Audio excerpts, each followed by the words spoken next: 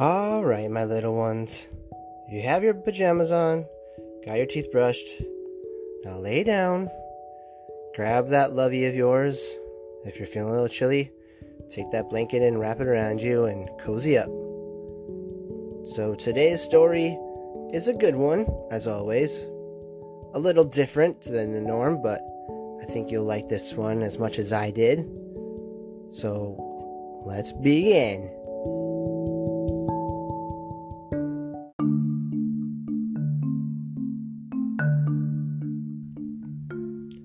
Uncle David's Nonsensical Story About Giants and Fairies, written by Catherine Sinclair.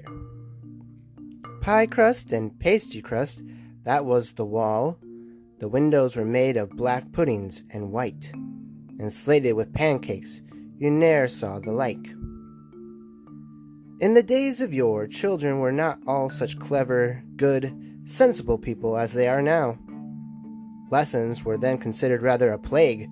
Sugar plums were still in demand, holidays continued yet in fashion, and toys were not then made to teach mathematics, nor storybooks to give instruction in chemistry and navigation. These were very strange times, and there existed at that period a very idle, greedy, naughty boy, such as we never hear of in the present day. His papa and mama were no matter who, and he lived no matter where. His name was Master Notebook, and he seemed to think his eyes were made for nothing but to stare out of the windows, and his mouth for no other purpose but to eat. This young gentleman hated lessons like mustard, both of which brought tears into his eyes, and during school hours he sat gazing at his books, pretending to be busy, while his mind wandered away to wish impatiently for dinner, and to consider where he could get the nicest pies, pastry, ices, and jellies, while he smacked his lips at the very thought of them. I think he must have been first cousin to Peter Grey, but that is not perfectly certain. Whenever Master Notebook spoke, it was always to ask for something, and you might continually hear him say, in a whining tone of voice, "Papa, may I take this piece of cake? Aunt Sarah, will you give me an apple? Mama, do send me the whole of that plum pudding." Indeed, very frequently when he did not get permission to gourmandize, this naughty glutton helped himself without leave. Even his dreams were like his waking hours, for he had often a horrible nightmare about lessons, thinking he was smothered with Greek lexicons or pelted out of the school with a shower of English grammars, while one night he fancied himself sitting down to devour an enormous plum cake, and all of a sudden became transformed into a Latin dictionary. One afternoon, Master Notebook, having played trot all day from school, was lolling on his mother's favorite sofa in the drawing room, with his leather boots tucked up on the satin cushions, and nothing to do but to suck a few oranges, and nothing to think of but how much sugar to put on them, when suddenly an event took place, which filled him with astonishment.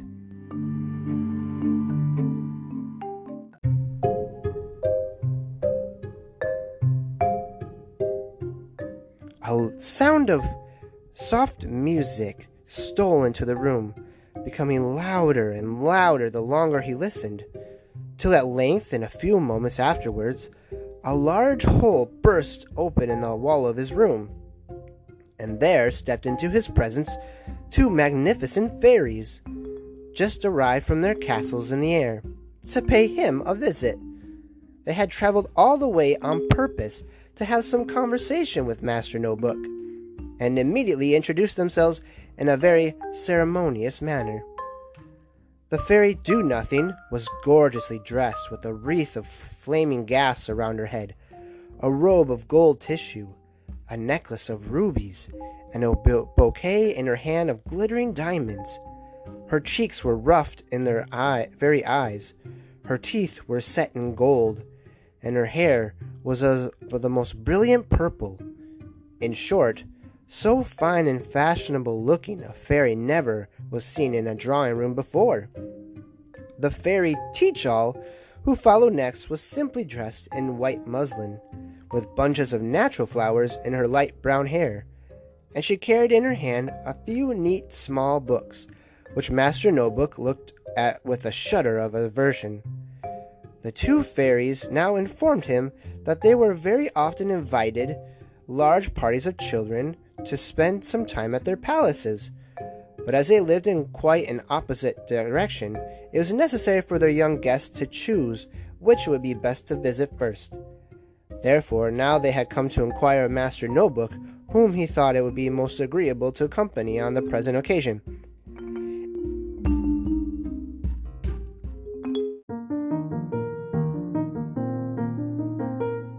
"In my house," said the fairy Teach-all, speaking with a very sweet smile and a soft, pleasing voice, "you shall be taught to find pleasure in every sort of exertion, for I delight in activity and diligence. My young friends rise at 7 every morning and amuse themselves with working in a beautiful garden of flowers, rearing whatever fruit they wish to eat, visiting among the poor, associating pleasantly together, studying the arts and sciences, and learning to know the world in which they live, and to fulfill the purposes for which they have been brought into it.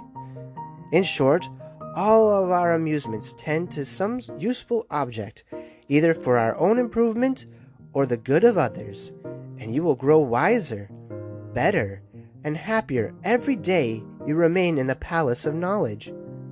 "But in the castle Needless, where I live," interrupted the fairy Do-Nothing, rudely pushing her companion aside with an angry, contemptuous look, "we never think of exerting ourselves for anything. You may put your head in your pocket, and your hands in your sides as long as you choose to stay. No one has ever asked a question that he may be spared the trouble of answering. We lead the most fashionable life imaginable. Nobody speaks to anybody. Each of my visitors is quite an exclusive, and sits with his back to as many of the company as possible, in the most comfortable armchair that can be contrived. There, if you only do so good as to take the trouble of wishing for anything, it is yours, without even turning an eye round to look where it comes from. Dresses are provided for the most magnificent kind, which go on themselves, without you having the smallest annoyance with either buttons or strings, games which you can play without an effort of thought, and dishes dressed by a French cook, smoking hot under your nose, from morning till night, while any rain we have is either made of sherry, brandy, lemonade, or lavender water, and in winter it generally snows iced punch for an hour during the forenoon. Nobody need be told which fairy Master No Book preferred, and quite charmed at his own good fortune in receiving so agreeable an invitation.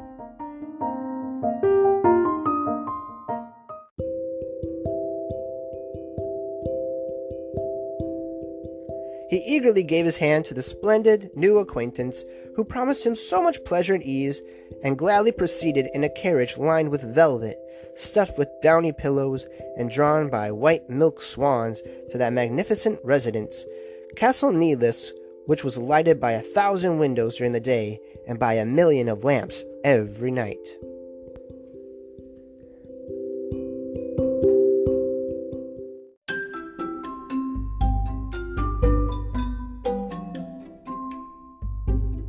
Here Master No Book enjoyed a constant holiday and a constant feast, while a beautiful lady covered with jewels was ready to tell him stories from morning till night, and servants waited to pick up his playthings if they fell, or to draw out his purse or his pocket handkerchief when he wished to use them. Thus Master No Book lay dozing for hours and days on richly embroidered cushions, never stirring from his place, but admiring the view of trees covered with the richest burned almonds, grottos of sugar candy, and jadeux of champagne, a wide sea which tasted of sugar instead of salt, and a bright clear pond filled with goldfish that let themselves be caught whenever he pleased. Nothing could be more complete, and yet, very strange to say, Master No Book did not seem particularly happy. This appears exceedingly unreasonable when so much trouble was taken to please him, but the truth is that every day he became more fretful and peevish. No sweet meats were worth the trouble of eating. Nothing was pleasant to play at. And in the end, he wished it were possible to sleep all day as well as all night.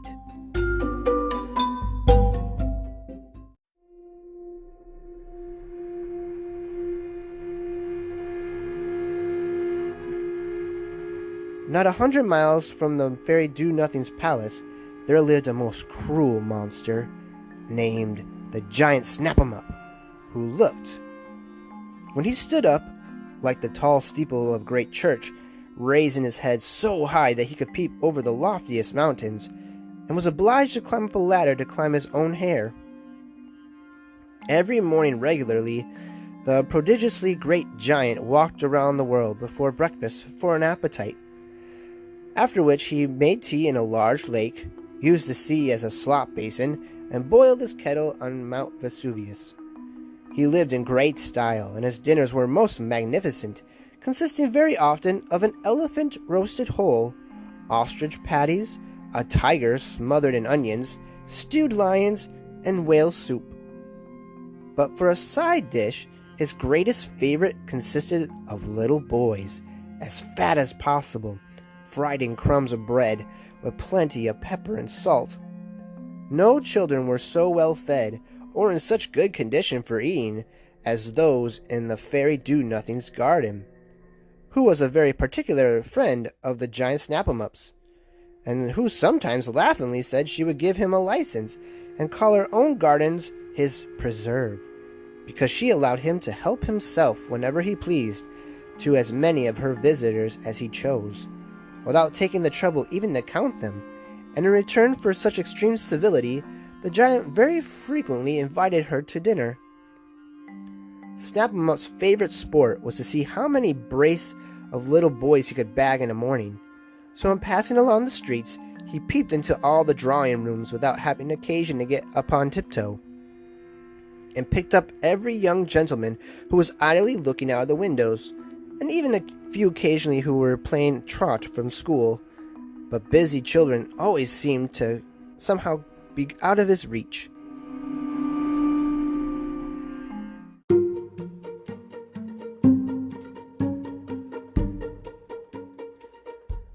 One day, when Master No-Book felt even more lazy, more idle, and more miserable than ever, he lay beside a perfect mountain of toys and cakes, wondering what to wish for next, and hating the very sight of everything and everybody.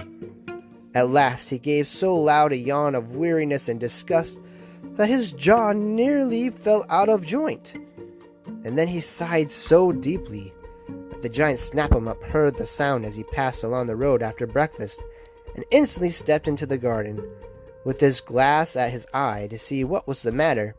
Immediately observing a very large, fat, overgrown boy as round as a dumpling lying on a bed of roses, he gave a cry of delight, followed by a gigantic peal of laughter, which was heard 3 miles off, and picking up Master No-Book between his finger and thumb, with a pinch that nearly broke his ribs, he carried him rapidly towards his own castle, while the Fairy Do-Nothing laughingly shook her head as he passed away. "That little man does me great credit. He only has been fed for a week, and is as fat as a prize ox. What a dainty morsel he will be. When do you dine today, in case I should have time to look in upon you?" On reaching home, the giant immediately hung up Master No-Book by the hair of his head, on a prodigious hook in the larder, having first taken some large lumps of nasty sweat, forcing them down his throat to make him still fatter, then stirring the fire that he might be almost melted with heat, to make his liver grow larger. On a shelf quite near, Master No-Book perceived the dead bodies of 6 other boys, whom he remembered to have seen fattening in the Fairy Do-Nothing's garden, while he recollected how some of them had rejoiced at the thoughts of leading a long, useless, idle life, with no one to please but themselves. The enormous cook now seized hold of Master No-Book, brandishing her knife with an aspect of horrible determination, intending to kill him, while he took the trouble of screaming and kicking in the most desperate manner, when the giant turned gravely round and said, that as pigs were considered a much greater dainty when whipped to death than killed in any other way, he meant to see whether children might not be improved by it also. Therefore she might leave the great hog of a boy till he had time to try the experiment, especially as his own appetite would be improved by the exercise. This was a dreadful prospect for the unhappy prisoner, but meantime it prolonged his life a few hours, as he was immediately hung up again in the larder, and left to himself.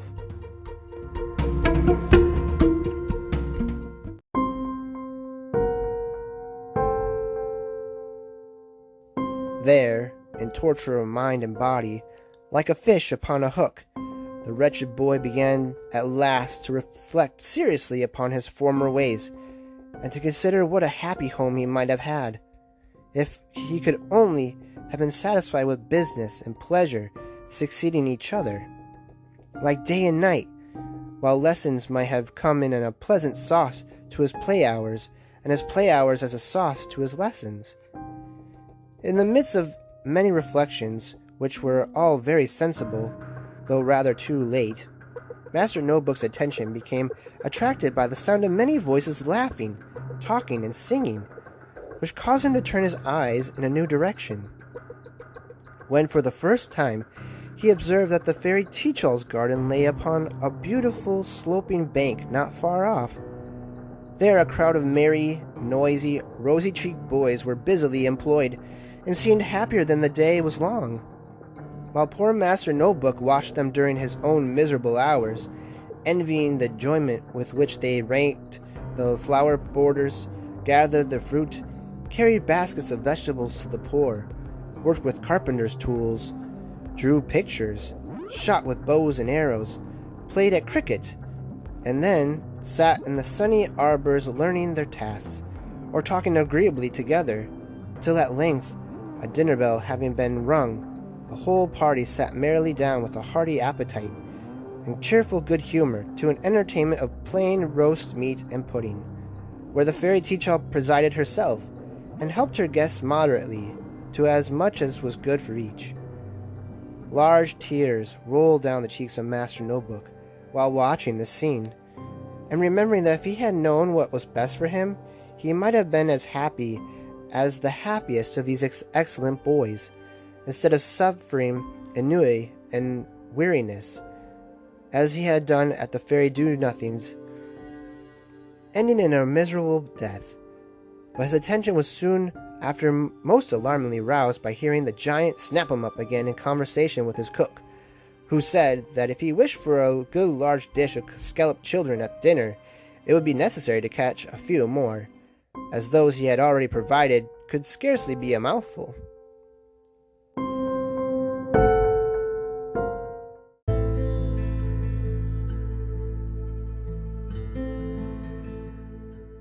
As the giant kept very fashionable hours, and always waited dinner for himself until 9 o'clock, there was still plenty of time. So, with a loud grumble with the trouble, he seized a large basket in his hand, and set off at a rapid pace towards the fairy Teach-All's garden. It was very seldom that Snap-'em-Up ventured to think of foraging in this direction, as he never once succeeded in carrying off a single captive from the enclosure. It was so well fortified and so bravely defended, but on this occasion, being desperately hungry, he felt as bold as a lion, and walked with outstretched hands straight towards the fairy Teach-All's dinner table, taking such prodigious strides that he seemed almost as if he would trample on himself.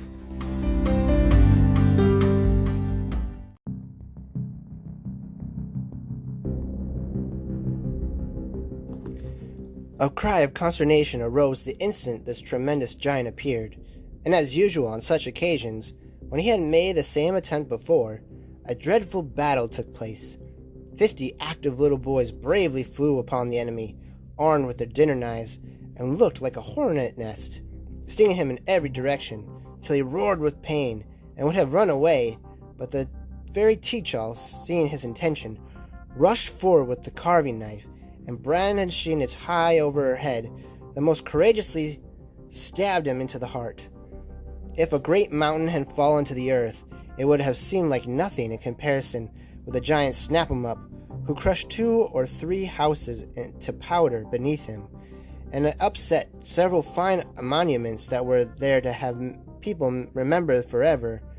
But all this would have seemed scarcely worth mentioning had it not been for a still greater event which occurred on the occasion, no less than the death of the Fairy Do-Nothing, who had been indignantly looking on at this great battle without taking the trouble to interfere, or even to care who was victorious, but being also lazy about running away.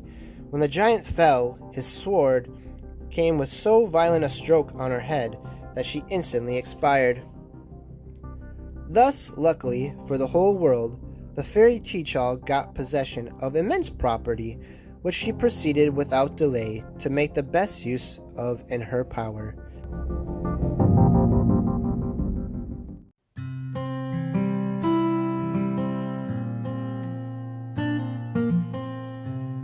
In the first place, however, she lost no time in liberating Master No-Book from his hook in the larder, and gave him a lecture on activity, moderation, and good conduct, which he never afterwards forgot. And it was astonishing to see the change that took place immediately in his whole thought and actions.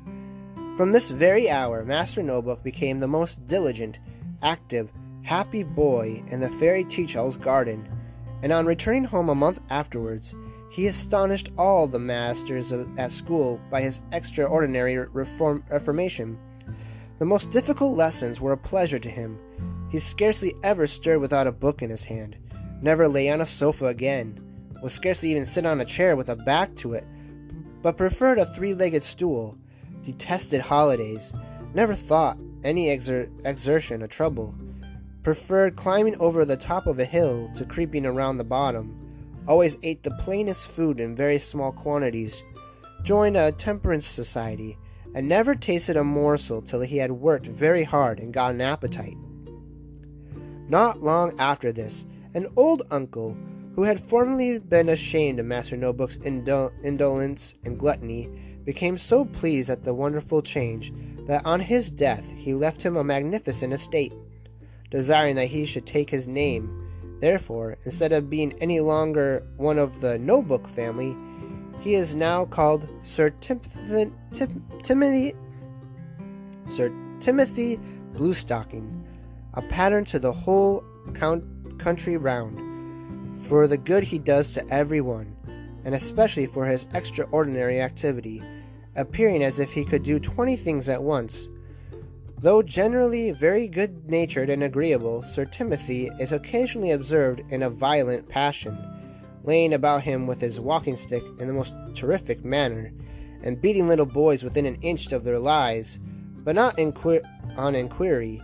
It invariably appears that he has found them out to be lazy, idle, or greedy, for all the industrious boys in the parish are sent to get employment from him, while he assures them that they are far happier breaking stones on the road than if they were sitting idly in a drawing-room with nothing to do. Sir Timothy cares very little for poetry in general, but the following are his favorite verses, which he has placed over the chimney-piece at a school that he built for the poor, and every scholar is obliged, the very day he begins his education, to learn them.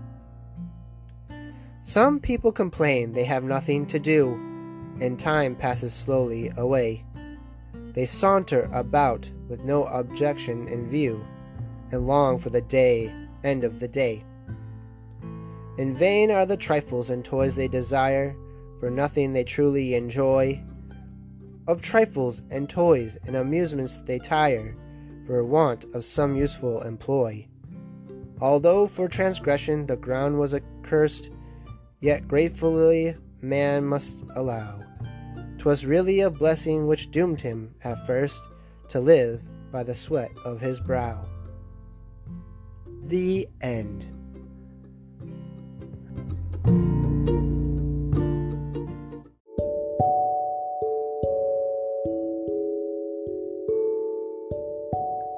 So, it is better to work hard than to get everything you would want without working for it. Sounds kind of weird, but that's just the way our Heavenly Father created us. that we love one another by serving and helping one another. That means helping mom, helping your sisters, helping everyone in your family, and even helping those that you don't know. And in turn, what happens is you become happier. It sounds like it shouldn't work that way, but that's just how it is. So I leave that with you. So, time to close your eyes. Take a deep breath.